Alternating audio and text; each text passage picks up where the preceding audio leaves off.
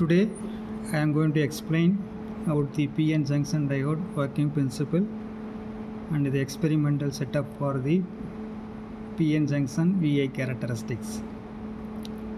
Normally PN junction diode consists of two regions, P-type material and N-type material. Example for the P-type semiconductors are the boron and indium. For N-type semiconductor, antimony, arsenic are some of the examples for these semiconductors. When these two semiconductors are joined together, in the center it forms a junction. In P-type it is an acceptor, whereas N-type is an donor.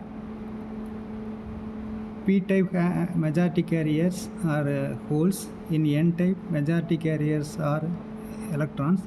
Similarly, the minority carriers in P-type are holes. In N-type it is holes. When junction is formed, the positive charges and negative charges get repels, so that the charge carriers crosses the junction because it has some sufficient energy to cross the junction. After certain time, it does not have sufficient energy to cross the junction because of this layer is formed between the junction. So that junction is called as layer is called as depletion layer. So once the depletion layer is formed, no charge carriers are not able to cross the junction. When some voltage is applied, then only the depletion layer gets breakdown. Then the charge carriers crosses the junction, which constitutes called as current. For silicon semiconductor, 0.7 volt or 0.76 volt is required, whereas for germanium 0.3 volt is required to break the depletion layer. Now I demo the experimental for the PN junction diode. In the breadboard, diode and resistance are connected. The diode is a IN 4000 ohm diode. The resistance value is 1K. The diode is connected in the forward bias. That is, power source positive is connected to the anode. For cathode, negative of the polarity is connected. So during that initial condition, as I pointed out, there is no current flow through this diode. Normally in the forward bias, 0.7 voltage is required to turn on the diode on condition.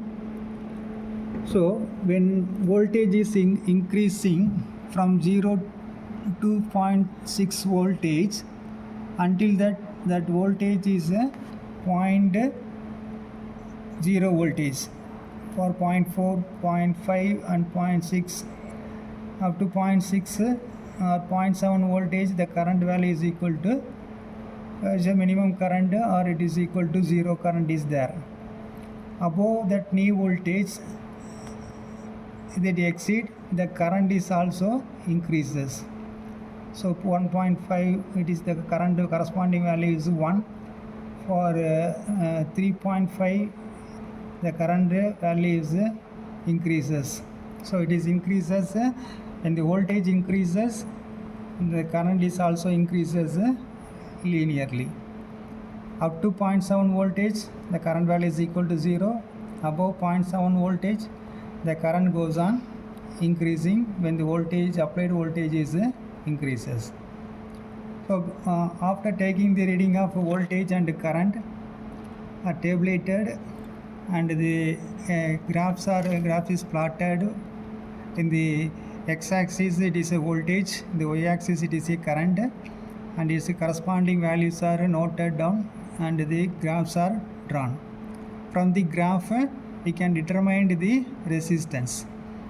When diode is in the forward bias, its resistance value is low value. Normally it is in terms of ohms. But in the reverse bias, that is when we reverse that diode, that is anode is connected to the negative of the polarity and the cathode is connected to the positive of the polarity. So during that condition, there is no current flow through the diode. So after certain voltage, that is a breakdown voltage, the current value is equal to 0 or minimum this leakage current is flow through the diode. So it is in terms of microamps.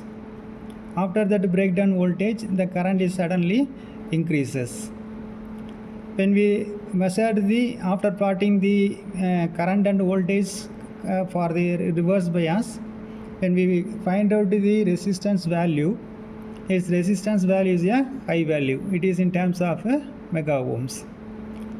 So by this way, so we can experiment this PN junction diode.